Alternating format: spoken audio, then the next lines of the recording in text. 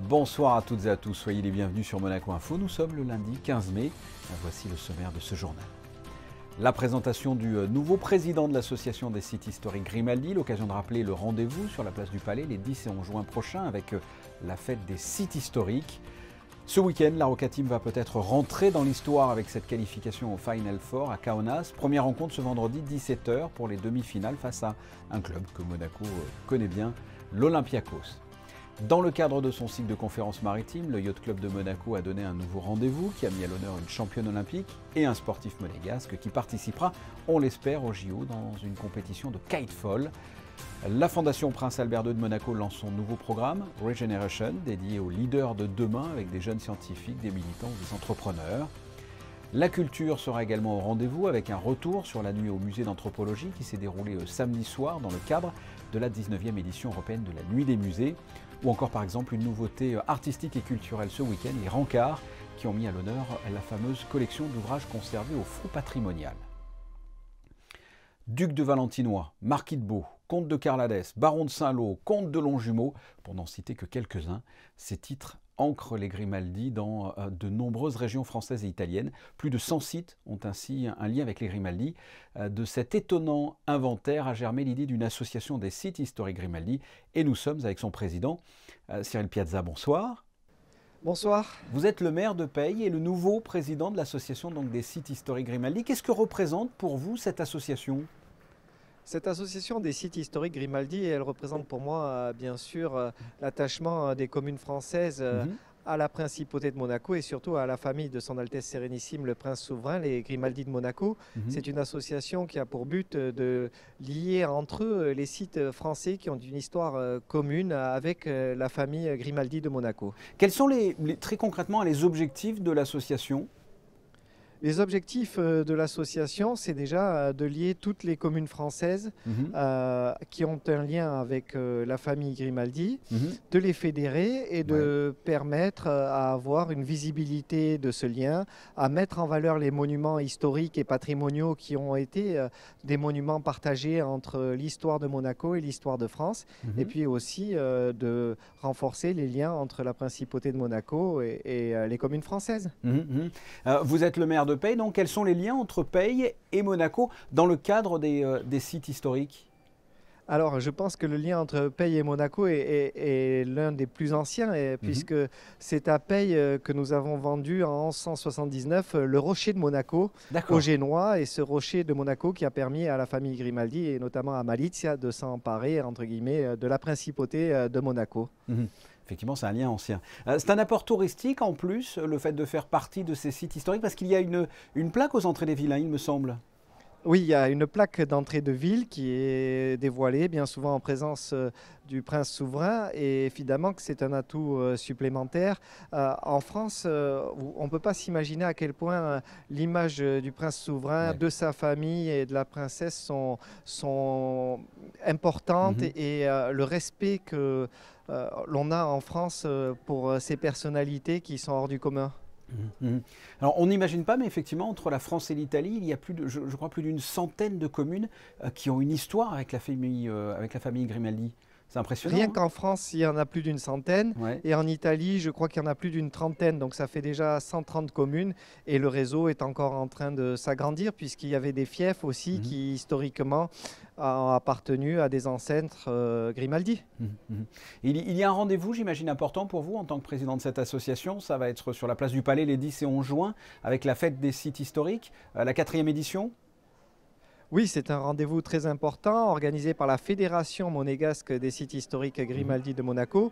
Et c'est sûr que pour l'association française des sites historiques Grimaldi de Monaco, c'est un moment important, un moment de vie où de nombreux sites français seront mis en avant avec les productions du territoire, le territoire, ce qu'ils font, et ils pourront aussi bénéficier d'une vitrine incroyable sur la place du Palais. Nous étions avec le maire de Peille et le président également des sites historiques Grimaldi, Cyril Piazza. Merci d'avoir répondu à mes questions. Merci à vous. Ouvrons une page sport avec pour commencer le match nul en Ligue 1 0-0 face à Lille dimanche après-midi au Stade Louis II, un résultat qui arrange bien les affaires de l'ASM. Monaco reste donc 4e au classement avec 65 points et Lille juste derrière avec 60 points. Il reste encore 3 matchs avant la fin du championnat. Prochaine rencontre, Monaco affrontera Lyon à l'extérieur vendredi à 21h. En tennis, le représentant monégasque Romain Arnaud, qui je vous le rappelle était arrivé en finale du Monte Carlo Rolex Master en double, vient de remporter le titre de l'Open de Haute-Autriche du Danube ce week-end avec toujours son compère autrichien Sam Weisborn. Le duo austro-monégasque n'a laissé aucune chance à leur adversaire en s'imposant en 2-7, 6-4, 6-2. C'est une semaine très particulière pour la Roca Team, une semaine qui fera date dans le basket français et monégasque. Monaco joue le Final Four d'Euroleague à Kaunas du 19 au 21 mai, un événement qui regroupe les 4 meilleures équipes d'Europe de la saison. Yannick Debever, bonsoir. J-4, comment sont nos Roca Boys ? Bonsoir Fabien, bonsoir à tous. Les monégasques sont déjà rentrés dans la préparation de ce week-end historique. Certes, il y a ce mardi soir un dernier match de Betclic Elite à jouer sur le parquet de Blois, mais les têtes sont déjà complètement à Kaunas. Ce samedi d'ailleurs, le club a organisé un Media Day pour l'Euroleague où les joueurs ont pu réaliser des clips vidéo et des interviews à propos de cet événement. Le Final Four représente pour beaucoup un rêve et je vous propose d'écouter quelques membres de la Roca Team à ce sujet. Honestly, it's just a blessing to be in this situation. But we've worked all year long for this. Like I said, we've had arguments, we had disagreements, we had this and that, but we worked our butt off to get to where we at today. And we got 2 more games left. And I feel like how our mental is, we got a goal we trying to achieve. People play their whole careers and never get a chance to go to the Final Four. So, you know, I'm living in the moment. I'm grateful. I don't take anything for granted like this. So it's really special. You know, it's something that I acknowledge that it's a big deal, and it's something that I definitely want to cherish. It's important for us to, you know, go out there and show our face and show what we can do and show what we've been working all year long for, and just continue our run. Beaucoup d'ambition pour une Roca Team qui fera évidemment figure d'outsider avec cette toute première participation à un Final Four. En demi-finale, les Monégasques retrouveront leurs meilleurs ennemis, les Grecs d'Olympiakos, et ce pour la 10e fois en 2 saisons seulement. Quelques dizaines de supporters monégasques sont attendus dans la Jalgirio Arena pour vivre ce sommet du basket européen. Pour ceux qui ne pourraient pas faire le déplacement, sachez qu'une retransmission sera organisée dans la salle Gaston Médecin gratuitement. Le coup d'envoi de la demi-finale sera donné vendredi à 17h et selon le résultat de la rencontre, la Roca Team jouera soit la petite, soit la grande finale dimanche à 16 ou 19h.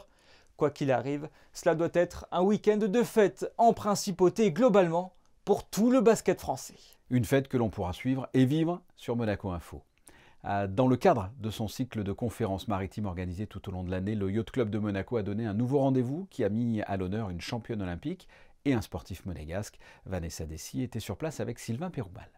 Pur produit de la section sportive du Yacht Club de Monaco, Alexander a gravi les étapes les unes après les autres afin d'arriver au plus haut niveau. Après 7 ans de kitefalling, le sportif se mesure au meilleur de la série en vue de décrocher une qualification au prochain JO, un objectif qui semble accessible. C'est la première fois qu'il y aura le kitesurf au JO, donc le kitefoil.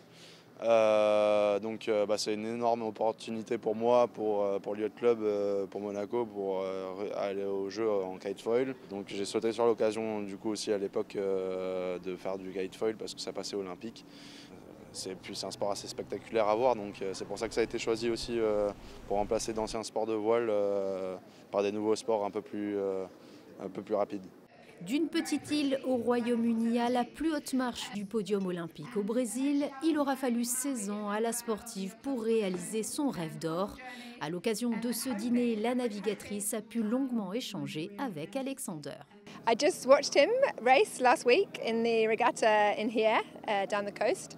It's the first time I've watched kite racing.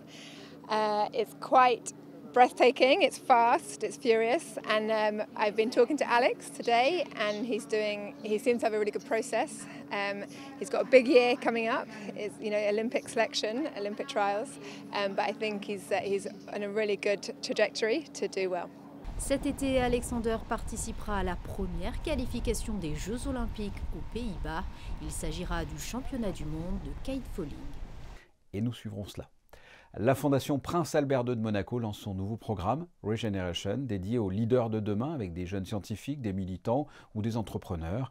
Un partenariat entre la FPA2, la Fondation Cuomo et la Fondation Boustany vient d'être signé. On écoute Romain Sirlet, directeur exécutif de la Fondation Prince Albert II.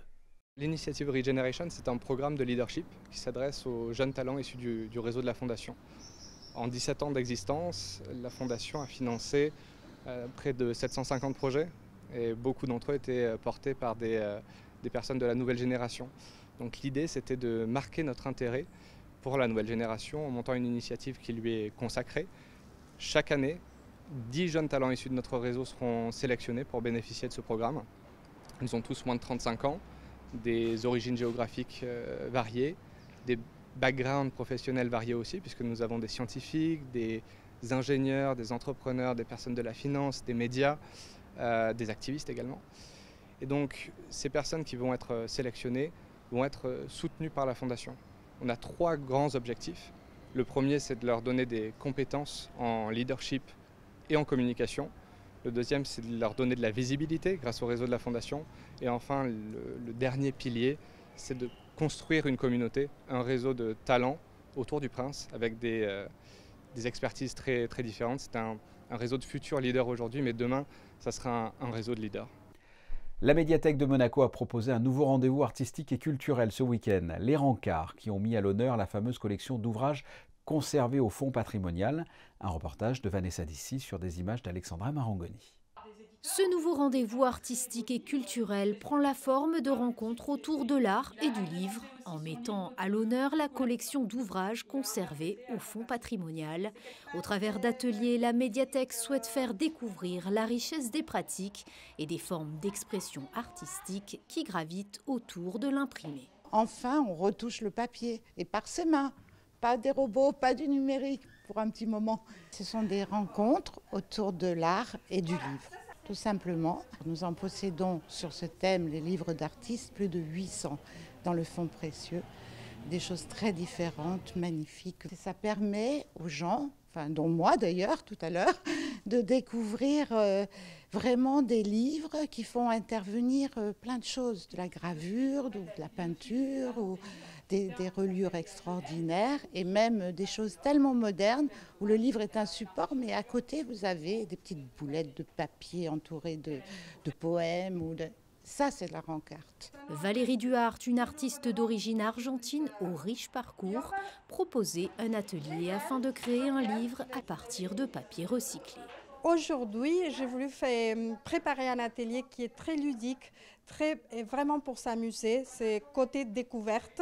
Je montre aux personnes 2 techniques, mais l'idée, c'est rapprocher les gens de la matière. Moi, je pense que quand on crée avec les mains, on se rapproche du monde réel, on rend le monde plus réel. Et du coup, je veux qu'ils soient en contact avec les papiers, à s'amuser et à tester de nouvelles techniques et surtout à récupérer les papiers qu'on a à la maison. Le prochain rencard est fixé en novembre avec Jean-Noël Laszlo, un artiste qui crée des livres avec la complicité de poètes contemporains.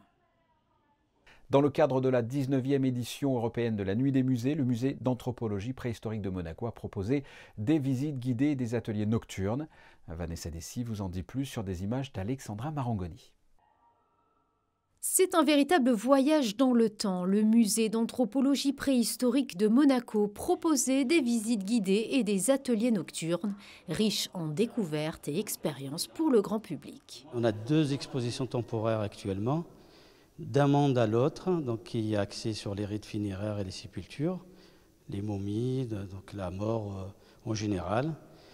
Et la 2e exposition qui est très récente, donc c'est l'exposition Albert Ier, un prince préhistorien.